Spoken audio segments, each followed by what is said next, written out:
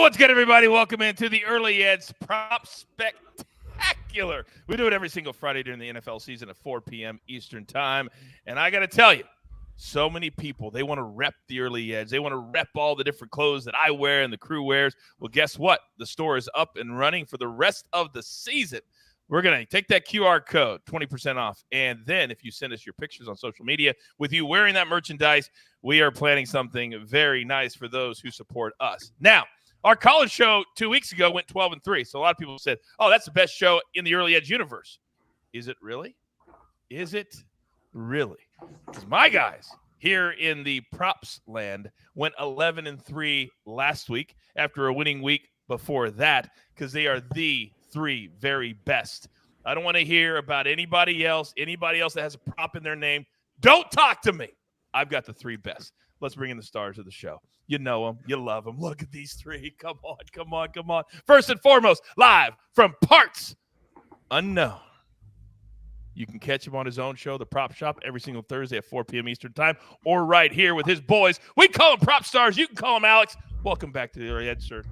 Coach, it's great to see you. This is literally my favorite hour of the week, getting to be here with Uncle Dave, Cousin Sia. I look forward to this so much. We had another great week. I've had 3 straight profitable weeks. I think our show has been profitable for 3 weeks in a row. One quick question to you, Coach. How long do you think it'll be until the Early Edge or the SportsLine store has a little Geppetto mixtape for sale?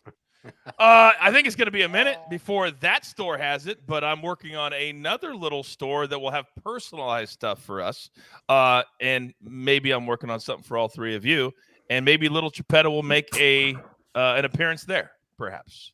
All right, next, you can see him on the award-winning Fantasy Football Today. And we just borrow him just for 1 week, just for 1 hour, every single week. Uncle Dave. Richard, welcome back to the show.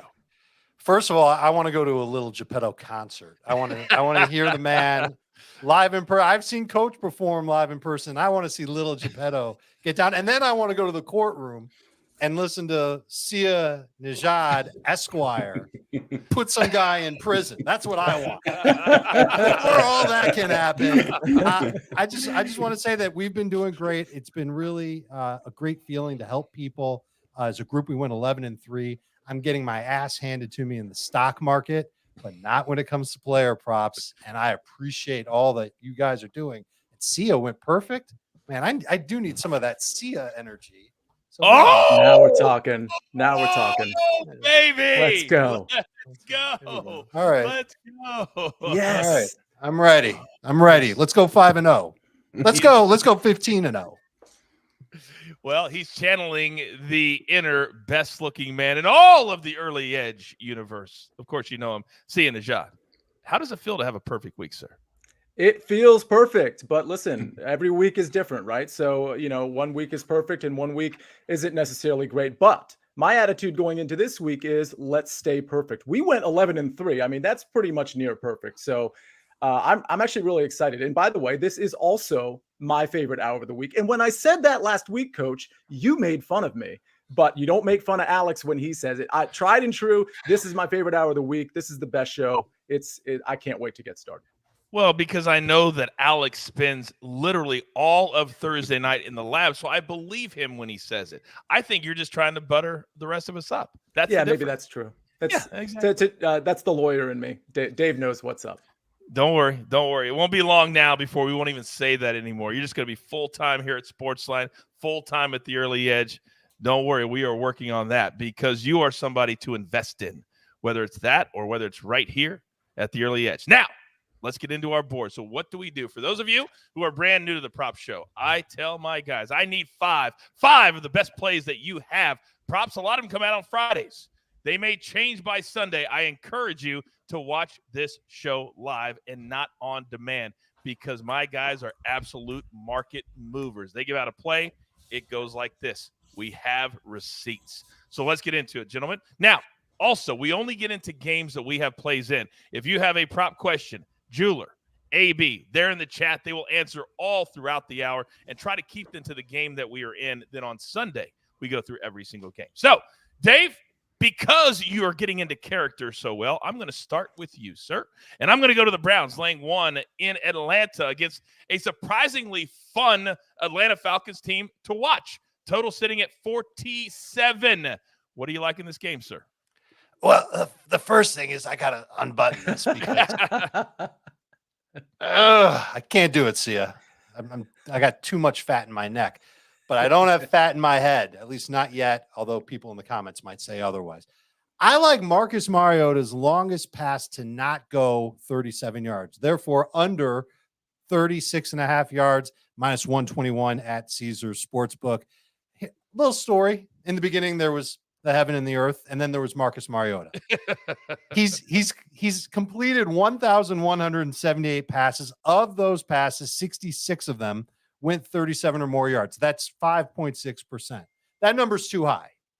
Half of those completions came in his rookie year. It was a long time ago. So since his rookie year, he's had 948 completions. 33 of them went 37 plus yards, 3.5%. But again, that number, Coach Sia, Proppy, too high. Since 2020, since he left Tennessee, only 68 completions. He's barely played. One. Look at my finger. Please don't steal my fingerprint. Went 37 yards. That's 1.5%. Let's bet on something that's 98.5% in our favor. Let's bet against Marcus Mariota, who, by the way, is averaging just 26 pass attempts per game. So he's not throwing it all over the place. The Browns, who they're playing, by the way, they've only allowed 3 passes of 37 or more yards this year on 63 completions. That's a 4.8% rate. So no matter how you slice it, it feels like you're betting on something that hasn't happened at least 95.2% of the time. This year, the past 3 years, what have you. I love this one. I don't mind one bit taking Marcus Mariota to dink and dunk all game long. He shouldn't have too much trouble dealing with that Browns pressure because Garrett's not playing and because Jadeveon Clowney, who knows? If they do end up playing Garrett, we don't know. He didn't practice all week. I think Mariota just has another game like he's been having, and that means not a lot of deep throws. Dave, you are aware we only have an hour for this show. Yeah, I know. Oh, okay. I was just double checking. I was going to get into what he did in college too, but I figured I'd cut it a little bit. You know I'm just messing with you. I love you so much. Now, Chris in the chat says, I appreciate you all. You are the best in the business, hands down. I agree. That's why I say it all the freaking time, and I will shout it from the mountaintops. Now, next game. Bills -3 at the Ravens. This is very, very interesting, gentlemen. The total sitting at 51. And see, I'm coming to you because we could have a shootout or we could have what happened between the Bills and the Dolphins last week. We just don't know. But what do you know that you like in this game, sir? Yeah, I think we're going to have a shootout. And I think it's because both secondaries are just really banged up. You're going to have these quarterbacks, particularly Josh Allen, really take advantage of a really banged up and just flat out bad secondary with the Ravens right now. And in turn, because of that, you are going to have Lamar Jackson having his way with the Bills secondary that still we don't know what pieces are going to be back. They are also really banged up in the secondary. It looks like Dane Jackson is coming back. Christian Benford, he's going to be out. He broke his hand. That there's some other pieces that we need to monitor, like Jordan Poyer, for example. But either way, I think Lamar Jackson is going to have a good game. A lot of that's going to be via his legs, but I do think the Bills are going to have a focus on Mark Andrews. I think Milano will do a decent job covering him, but there certainly will be some more focus other than just him on the coverage. What does that mean? It means that Rashad Bateman is likely to get loose. Now, the downside with Rashad Bateman, his usage hasn't really been that great.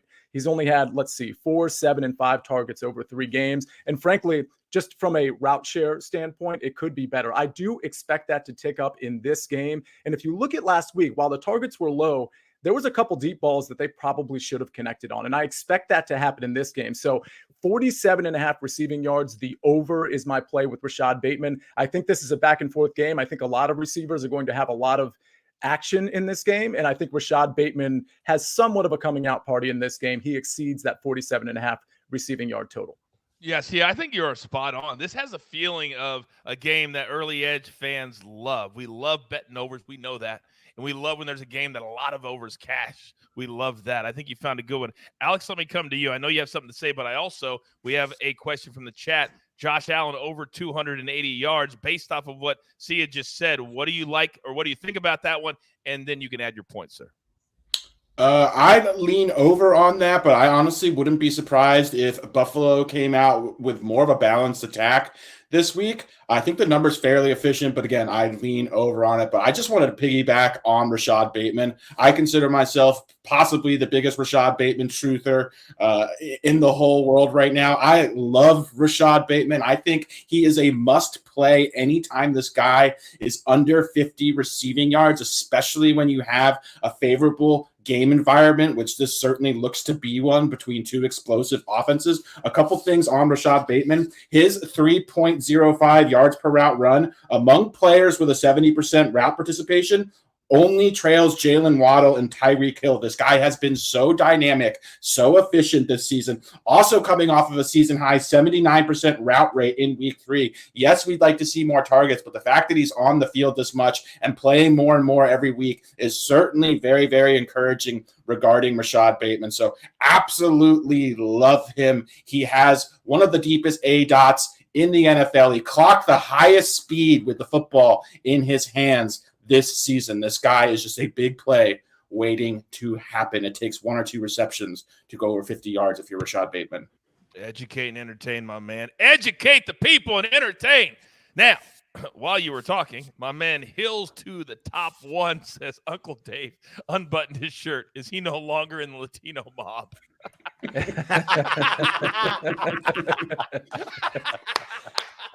So far, that's the line of the day. Keep them coming. Keep them coming. I love the chat so much. All right, speaking of Dave, I'm coming back to you. Next game we're on, Commanders and the Cowboys. Now, the Cowboys, they're changing my mind just a little bit, watching them with a good defense. Yes, and Cooper Rush. Maybe Dak will keep holding those headphones when he comes back. They keep playing like this. Lane 3, the total at 41.5. Now, the game script, Dave, says that the Commanders will be playing from behind, which plays into your props. What do you like?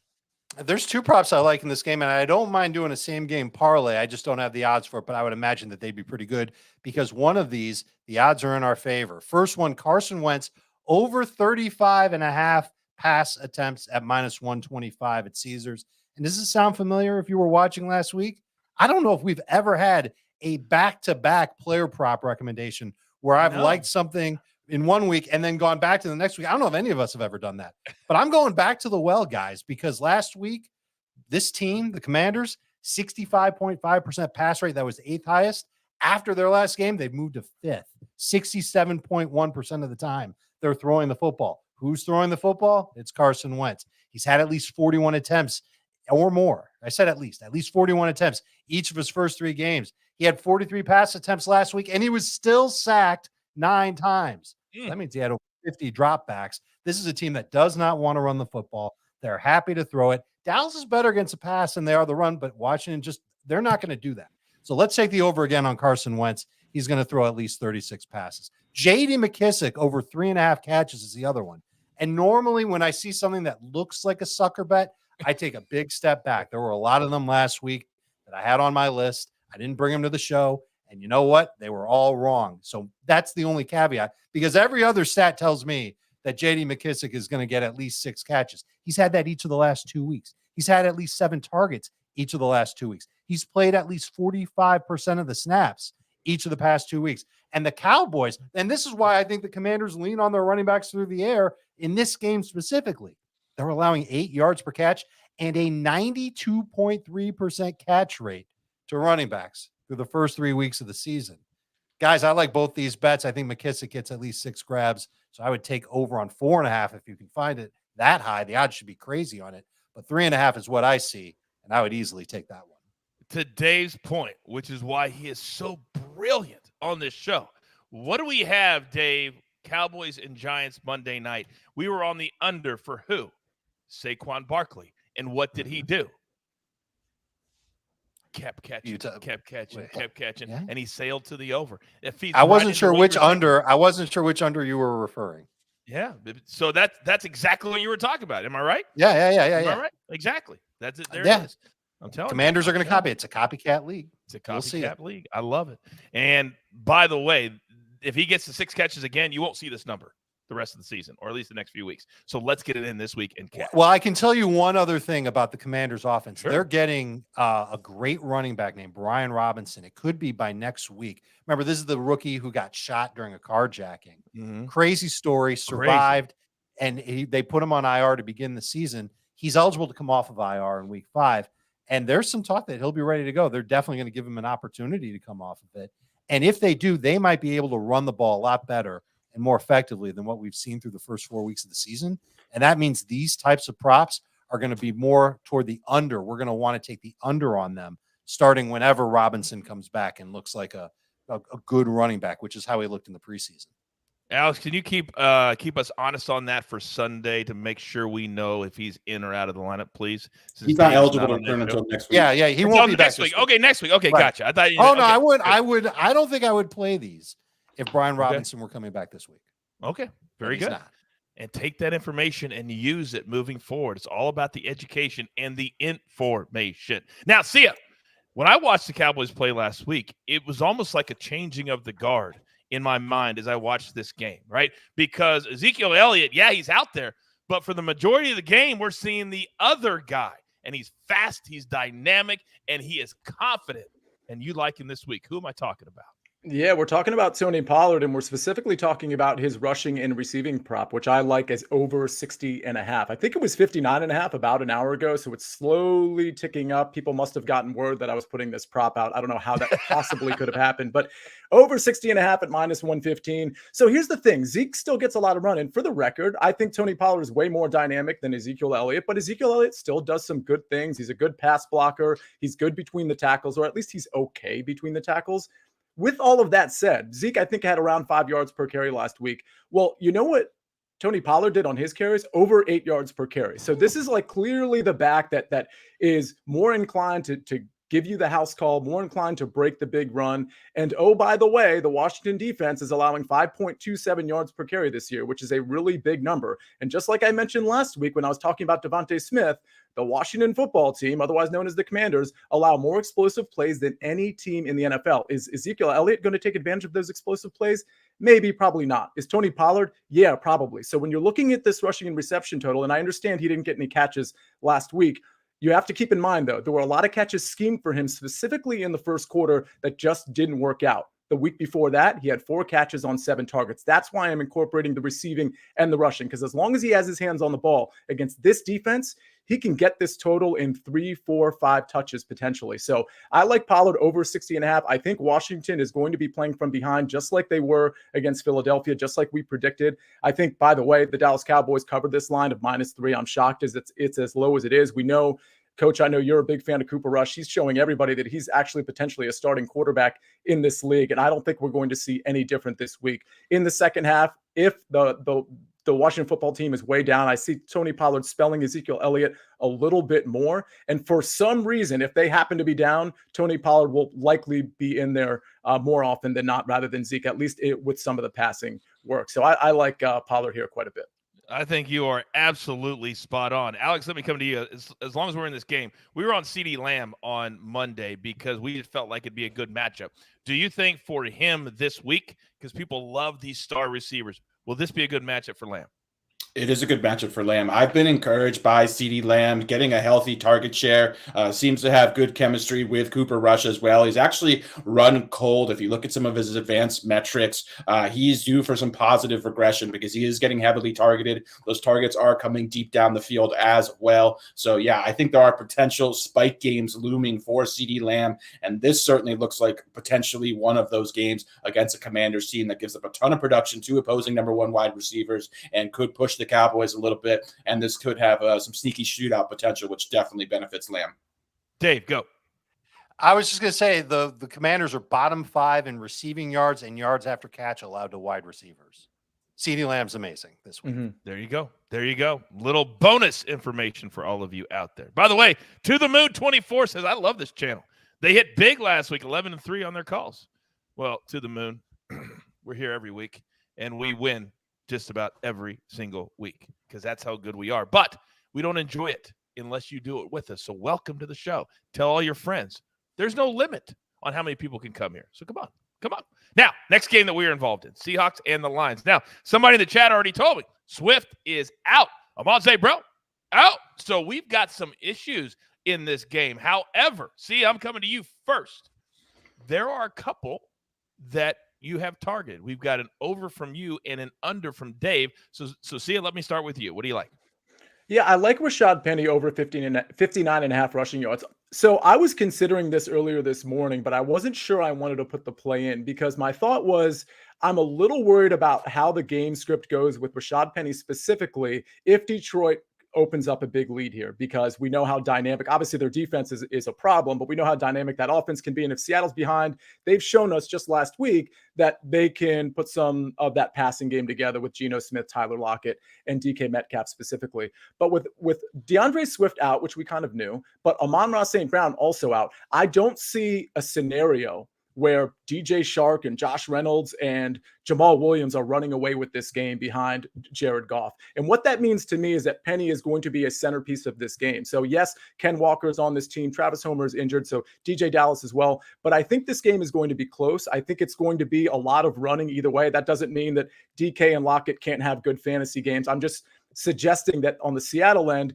you are going to be seeing a lot of Rashad Penny, just like you saw last week. He had 70% of the work last week in terms of snaps, and he had almost 70% of the carries. If he has 70% against this Detroit defense, which for the record is giving up around 31 points a game and is bad against the run and bad against the pass, if he's seeing 70% of that work, then he's going to hit this 59.5 rushing yards over. It's not a sexy play because Rashad Penny just isn't that guy that's going to really, have anybody thinking, oh, this is a smash hit. But I do think if he's getting the work, which it looks like he is, against this Detroit team that's giving up plenty from a yards per carry standpoint, Penny gets this number. So I never let my cappers talk to each other. I like them to evaluate each game on their own. But most of the time, because they're so brilliant, their plays match up. We've got an over for a running back from Seattle. And Dave, we have a what from you? We've got another under, and it's got to do with Geno Smith. But I want to say that part of the reason why I've got conviction on my Geno Smith under prop, and it's Geno Smith under 22.5 completions. It's that Rashad Penny has this amazing matchup, and he had so much work, and Sia talked about it. But what Sia failed to mention is that this Lions defense has given up 6 touchdowns to running backs on the ground through 3 games. 6-3. You don't think Pete Carroll's seeing that and going, let's go, let's run the ball. And as far as Penny not being that guy, you remember how Rashad Penny ended last season? He won a lot of people fantasy championships because he was just crushing it. He still shows several flashes of that each week.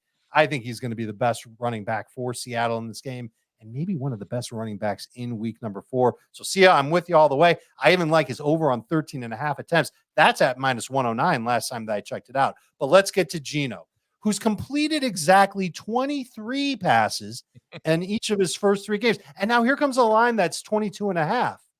I think they want you to take the over. And the reason why they want you to take the over is because they see what Sia sees and what I see, and that's at Seattle. There's a lot of C's there. Is going to run the ball and keep it competitive with the Detroit Lions. I think that Detroit being so bad against the run opens the door for Seattle to run the football. And that means fewer attempts for Geno Smith and fewer completions for Geno Smith. And it's better than his yardage prop. It's sunk like a rock, by the way. Earlier this week, it was over 250. I think it was like 253. And now it's down to 248. And I'll add one last little nugget.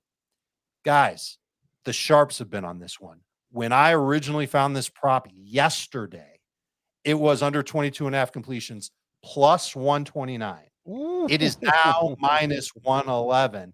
And it's not like I told anybody. I kept it to myself. I didn't tell our producer until an hour before the show. Yep. So sharp money has come in on this under. I think we join it even at minus 111. I would play it to minus 121. I don't think Geno's completing 23 balls this week. I don't see a scenario where that happens either. Speaking of sharps, I like to pride ourselves here at the Early Edge on being a team, being a crew. Yes, gentlemen? Yes? Yes. Of course. Well, we've had one of our esteemed colleagues who happens to be in the chat right now who's had a couple of weeks off. And apparently he's picking up right where he left off because my man Buckets is in the chat, and he hit, I believe, 3 or 4 plays that he posted on Twitter today in dramatic fashion. So shout out to Buckets, and hopefully all of you tailed his plays just like I did. just like I did, and I'm feeling pretty good about myself right about now. So, Buckets, you get your 15 seconds. You get your little pat on the back. Now just answer some questions. All right, let's keep it going. Now, our next game. And finally, we're bringing Proppy off the bench because he's got his first play here. Chargers, -5.5, and the Texans. And my little fantasy league that I'm in with several of you, I just got an update on my phone. It says Keenan Allen definitely out once again. We kind of knew that, but now it's confirmed. All right? So, Alex, when you look at this game and the fact that Herbert verbally said he was injured, verbally said, I just didn't want to quit, that gives me a little pause for the game. But what do you see as a opportunity in this game, sir? Before I get to that, Coach, I just want to put this out there that it's been nearly half an hour, and this is my first prop that I'm giving out. So I feel like J.R. Smith right now. I'm about to just take over this game and just shoot every single shot. I don't even care about the score, how competitive it is. I just got to get my points in right now. So we are going Austin Ekeler anytime touchdown. I cannot believe this is at -110 right now. Here's a trivia question for you. I bet you Dave and Sia could answer this. Who led the NFL in touchdowns last year? Austin Ekeler. Austin Ekeler. 20 touchdowns, tied with Jonathan Taylor. 12 on the ground, 8 through the air. Guess how many, Coach, he has through 3 games this season? I'm going to say 5.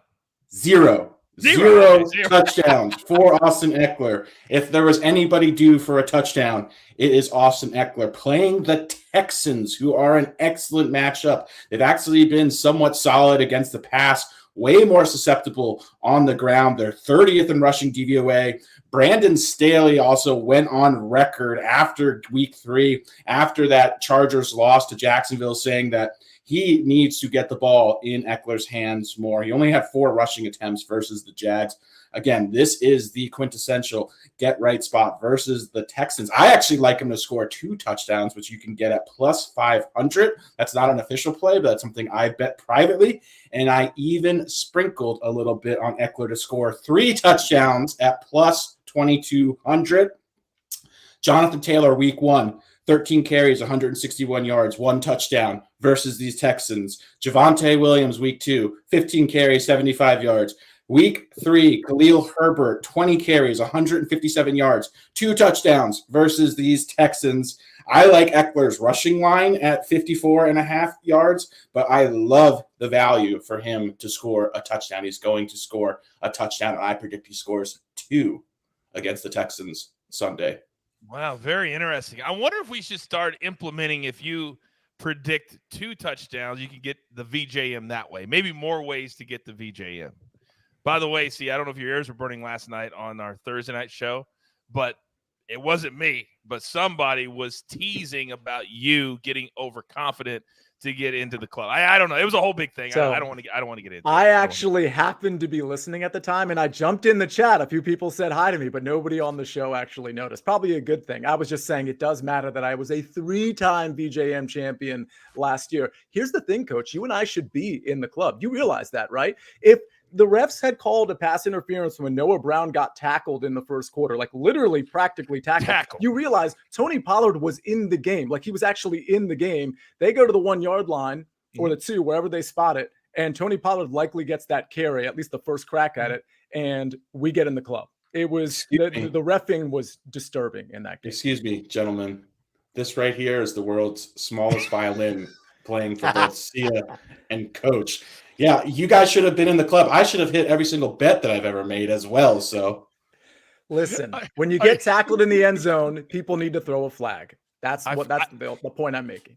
I feel like Alex is a little bit offended that he had to wait so long into the show. I even asked him 2 questions so he could talk, and he's still a little bit not satisfactory. Apparently not. Apparently. Wow. All right. I'll have to talk to the snake and see what we can do about how we lay these games out. I'm just saying. I take none of the blame.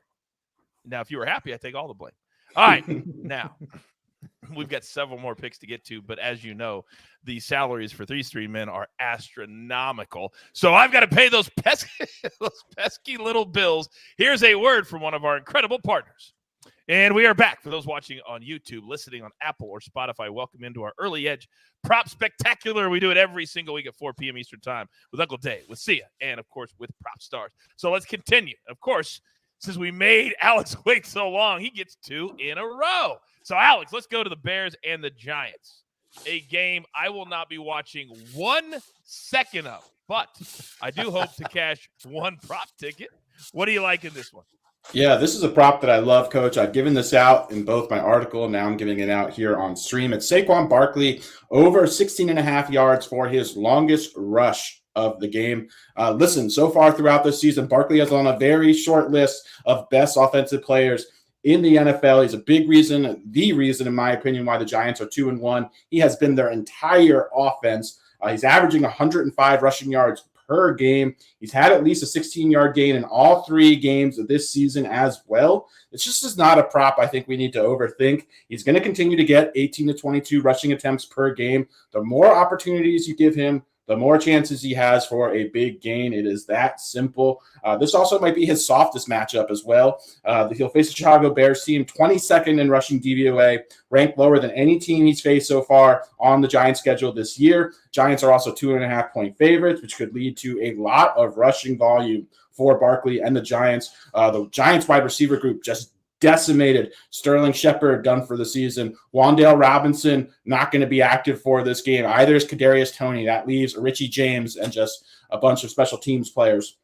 Barkley is going to get all the work he can handle. The Bears rush D, as I mentioned, 21st in EPA per rush, 29th in rush success percentage, and 24th in run grade. Very, very bad. Also, Barkley has been phenomenal. He ranks 4th in rush yards over expected. That's only behind Khalil Herbert, DeAndre Swift, and Aaron Jones this season. I think he's going to get additional volume versus a soft Bears defense. Here's an interesting stat for you, Coach. The Bears have completed 23 passes through 3 games. 23 passes completed through 3 games. That's unbelievable. Anyway, Barkley's rushing attempts line set at 18.5. If he gets 19 carries, which he's going to, he's going over 17 yards. Let's cash this one before it even happens.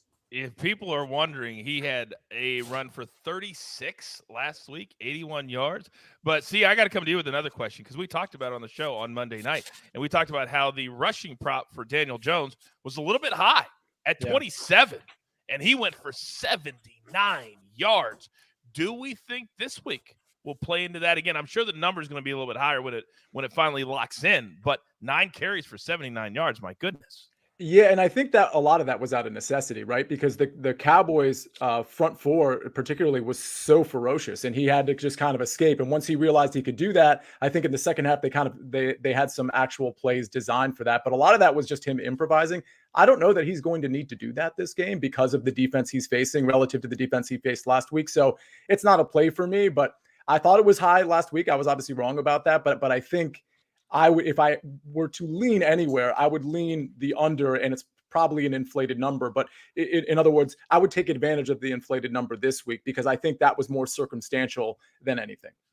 And Dave, let me come to you because sometimes I like to pinpoint maybe certain instances where unders across the board could look great. When you go to the Chicago Bears side of things, they had 1 receiver last week that had over 23 yards. 1. They had a rusher who had 157 yards on the ground, and Fields threw all of 17 times. And to Alex's point, he completed 8 last week. Is there anything you see on the Bears side that we should just go and just, you know what? There's no way this gets to the over. I think anything having to do with their passing, because it's clear they don't trust Justin Fields if they're only giving him 17 pass attempts. And their run game should be great. You want to talk about a bad run defense? Yes, the Bears have one. There's no question. That's why I like the Saquon prop that Alex gave. But the Giants' run defense is terrible too.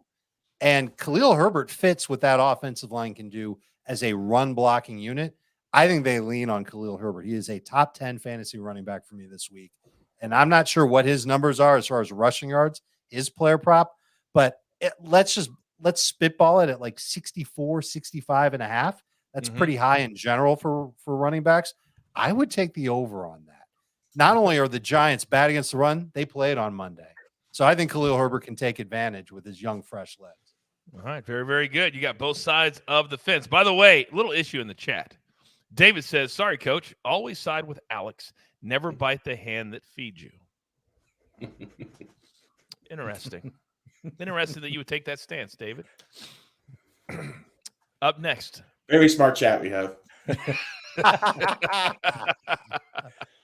All right, Jags and the Eagles. This is Alex's favorite team, but he doesn't have a pick on this game yet. We still have Sunday. So the Eagles are laying 6.5. They've been terrific. Total 45.5. And they have looked, as far as NFC teams are concerned, as the best so far in the NFL. Jags, not too bad either, Dave. So I'm coming back to you because there's been a guy who is low-key skinny, but he won a Heisman, and nobody's been paying attention to him for the first 3 weeks, and he is starting to become a go-to guy. Who do you like? Oh, I think people have been paying attention to him for the last 2 weeks. They were wondering where he was in week 1 when he had exactly 0 catches on 4 targets, and it's Devonte Smith. And this just, it feels a little too good to be true, and maybe there's something that I'm missing here. Maybe one of you esteemed gentlemen can point it out to me, but he's had at least 7 targets in each of his last 2 games. So asking him to catch over 4.5 passes, and we're getting odds with it, that seems like a slam dunk to me. And let me tell you about this Jacksonville defense. There is no question that they are playing better than anybody expected. Their front 7 is great, but Philadelphia's offensive line is also great. And they've been doing a good job protecting Jalen Hurts, and it's allowed Hurts to go wherever he wants to with the football. And it's not just to his left or to his right. It's also on the intermediate level and the deep level. And that's where Smith has thrived.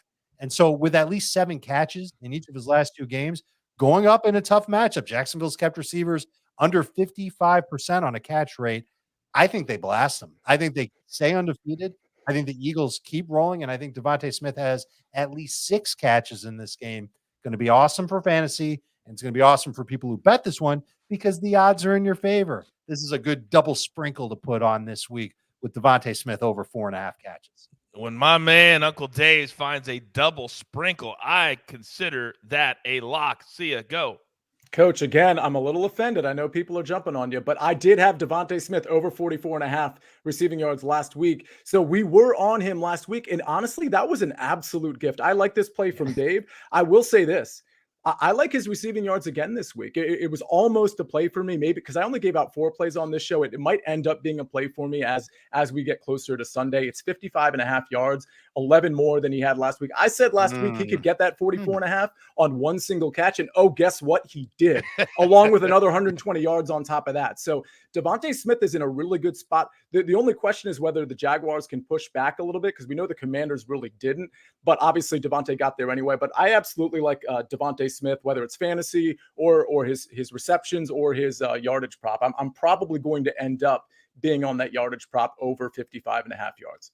And oh, by the way, that was in the first half. He had almost all of those catches and yards. Almost. He set a career best in the first half in yards in 1 game and a half.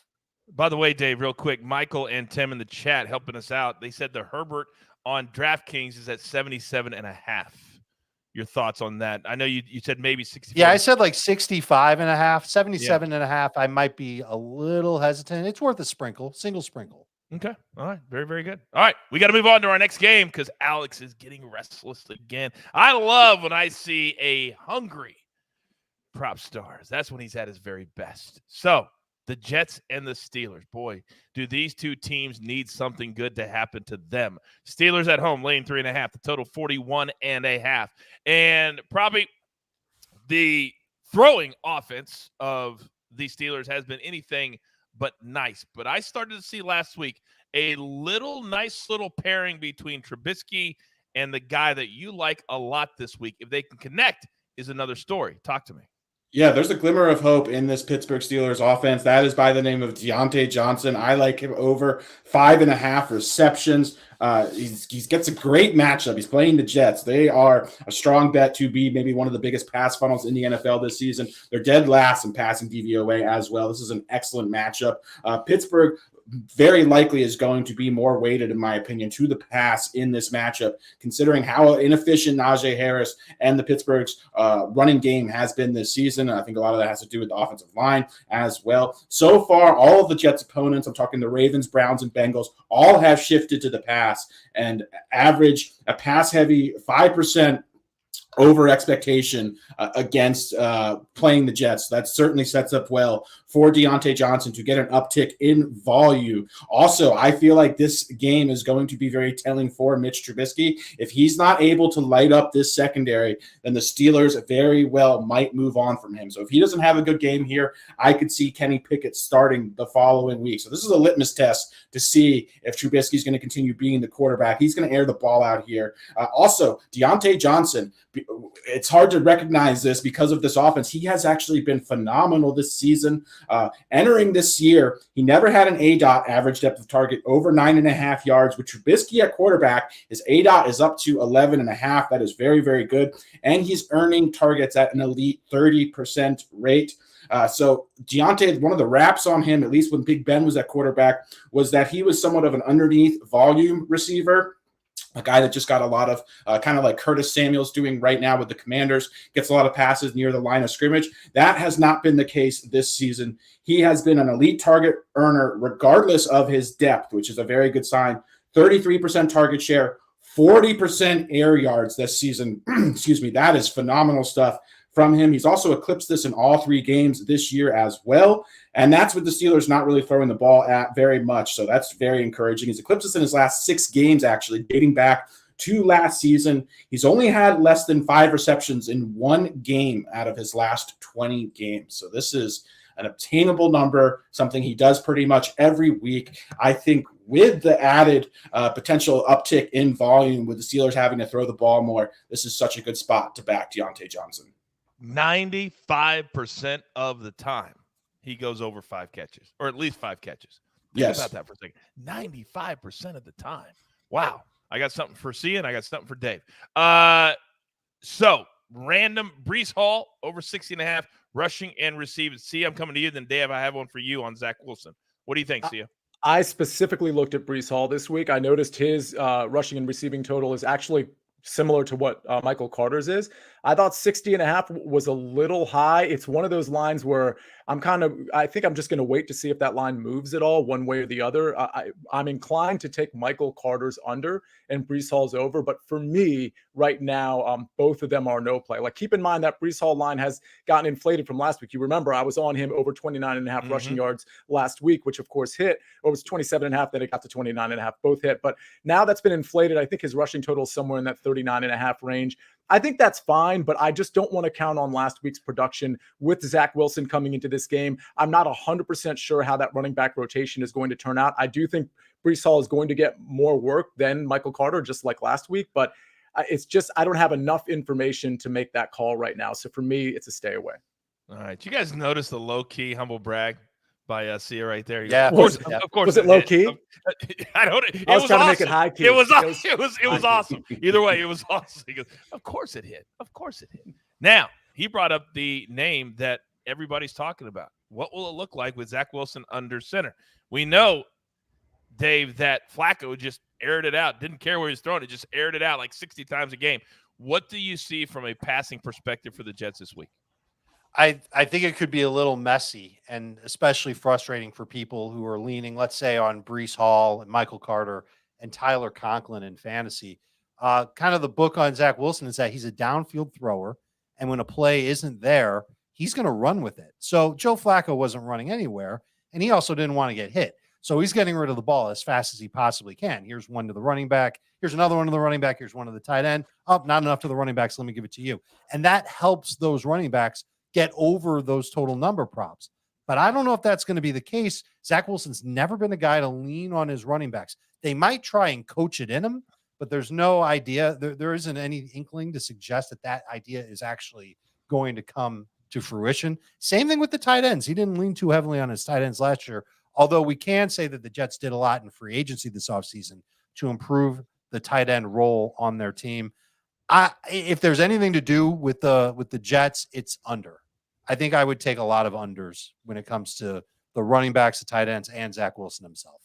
All right. Very, very good. Great information on all 3 topics right there. By the way, Ronnie, I see you in the chat asking about Austin Ekeler and his rushing yards. The maestro on our morning show made that an official play under, I think it's 55 or 56 rushing yards. So we are on the under for Ekeler for this week, if you just wanted to know that from the maestro. All right, we've got 2 games left, 3 picks. And I love when 2 picks make sense together. That's always a really, really good thing with this crew. So Broncos, Raiders, the Vegas Raiders, they need a win.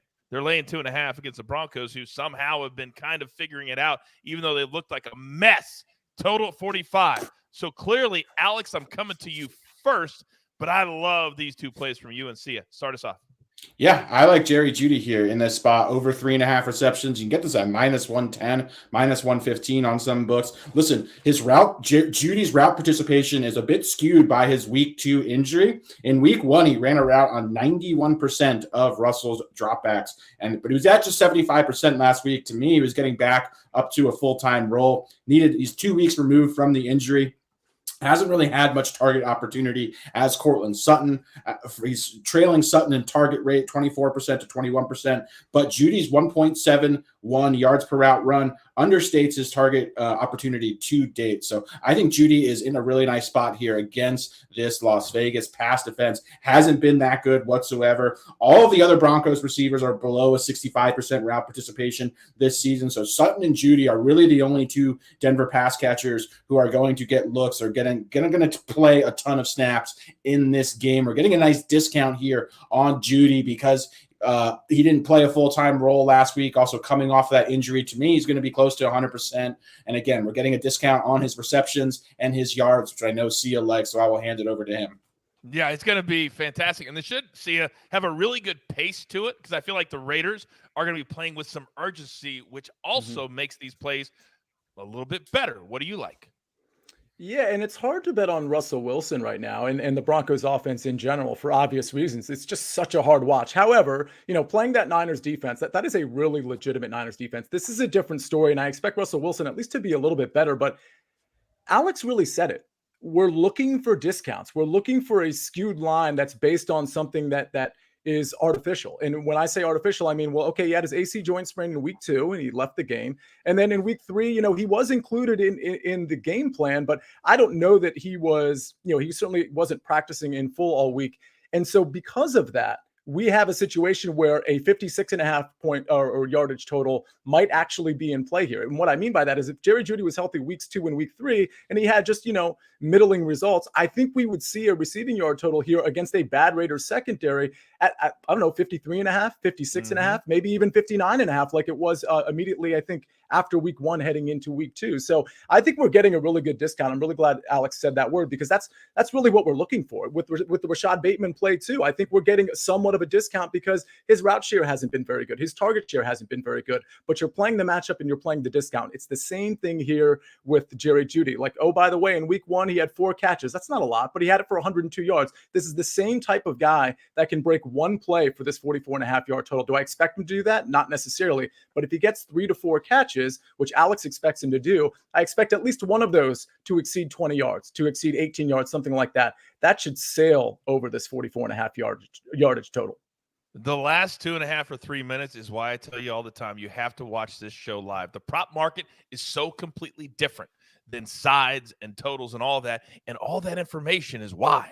All that information is why. Dave, let me come to you. Chat question. Mac Hollins over 49.5 -115 on DraftKings from Brandon. Yeah, I have absolutely no idea how the Raiders plan on implementing Mac Hollins again this week. We do know that Hunter Renfrow is unlikely to play. He's still dealing with concussion-like symptoms. 11 targets, 8 catches, 158 yards. Look, I don't think Hollins can even come close to, well, maybe he can come close to half that. And if he is, then the over is probably the better play. But there's also a possibility that he gets phased out and it was a 1-week thing. Remember, Mac Hollins has been in the NFL for a long time. He's never had a game like he had last week. I would be nervous. I wouldn't do any more than a sprinkle on it. Okay. Very, very good. Thank you, Dave. Now, Coach, Jeffrey in the chat. Yes, sir. Real quick, just to Dave's point, Mac Hollins' previous game high or career high receiving yards in a game, 77 yards. Boom. And he's been in the league for 5 or 6 years. Boom. Thank you. Always adding. Alex is one of the very few that's allowed to interrupt my flow and not get chastised anytime. Now, Jeffrey in the chat, let's help him out. Ekeler, not available anytime touchdown on Bet Online per line manager discretion. I wonder what that means. That means a lot of people want to bet it. They don't want to lose that bet, so they're taking it off the board. Don't bet with them. That's what that means. You can't just pick and choose who you put up and who you don't put up. So if they do, don't bet with them. Don't bet with them. All right. We got one game left. Chiefs and the Bucks. This line has moved all over the place, and I cannot wait for Early Edge Live as we count down to this one, which is Sunday night at 8:20 Eastern Time. Right now, the Chiefs now -1, but it's been all over the place. Total 45.5. And Alex, they have a big-time receiver that they sorely missed last week, only scoring 12 points. He is clearly Tom Brady's favorite target, and I think this week he's going to come out with a little attitude. Who are we talking about? Yeah, we're talking about Big Mike Evans, Coach. You talked about how this the spread in this game has moved. This line has moved. I opened a position here at 62.5. I submitted it at 66.5. I believe it's up to 68.5. It's just been moving up north.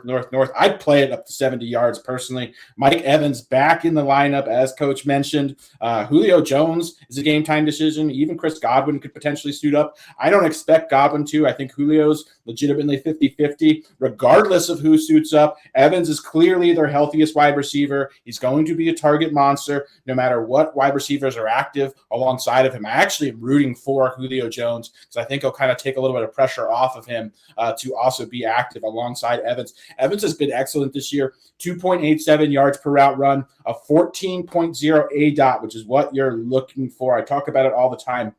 When you get a lot of targets deep down the field, that is the recipe for potential spike games, which we're trying to predict here. So that's the name of the game. Targets down the field. That's what Evans has been doing. This is also a great matchup against the Chiefs. The Chiefs have a solid pass defense or kind of average pass defense, but they've really struggled with opposing number one wide receivers this season. Michael Pittman had a big game last week. The week prior, Mike Williams had a huge game against Kansas City as well. They're 29th out of 32 teams in DVOA to opposing number one wide receivers, which is very encouraging. For this prop, I'd play it up to 72.5. If this ends up being Julio active, Chris Godwin inactive, and we obviously know Mike Evans is planning on playing, I wouldn't be surprised if this closes at 74.5. The Chiefs cannot guard anybody. It's the way they've always been. Always. Now, Dave, you and I'm a little offended for you. I'm a little offended for myself because my man Miguel in the chat, who I had a lot of respect for before this moment, he says, great picks and analysis. PropStarz, Sia. We have the smartest chat in all of sports betting, Coach. I just want to put that out there. The Early Edge has the smartest chat. So many doctorate degrees, just master's degrees, just so educated. I think if you did a IQ bell curve test, you would find that we're looking at an average in the high 150s. So, the days when you couldn't even talk on camera. I long for those days. Sia. Yes, sir. Well, Coach, with the legal background that I do have, I do feel the need to play mediator here a bit. And I believe that comment from a timing standpoint was in response to the Jerry Jeudy conversation that only Alex, PropStarz, Little Geppetto, and I actually participated in. That's why Dave and yourself, frankly, were left out. So, Miguel, you're good in everybody's book now. You're welcome. Please be more clear next time. You stink, Miguel. Love you, Miguel. You're suck, awful. Miguel. You suck, Miguel. Miguel, DM me as soon as we get out of here. I've got something for you. I'm going to send it to you in the mail. Yeah. Sometimes when I work with Sia I'll send or him something M-Squared, in the mail. Dave, you know we have legit members. Is it Mensa, the group with the geniuses in it, right? Yeah. Sia, that's what it's called, right? That's what Yeah, you're in? Sia, I'm not wearing my pin, but I thought that Coach, we're not letting in new members, so you'll have to apply. Yeah. Me, He's you, taken. and Dave are just nobody can get in Mensa with us. Whew. Sometimes I just feel so stupid when Mikey is talking or when Sia is talking. It's just amazing how you suck me in just to bang you over the head. Man, I love you so much. All right. Now, grab your paper, grab your pencil. Here is the recap, courtesy of Jake the Snake. Last week, 11-3. What will we do this week? PropStarz. Mike Evans over 66.5 receiving yards. Saquon Barkley over longest rush, 16.5. Austin Ekeler, anytime touchdown, Let's score 6. Deontay Johnson over 5.5. You heard that amazing Chick-fil-A nugget of the day.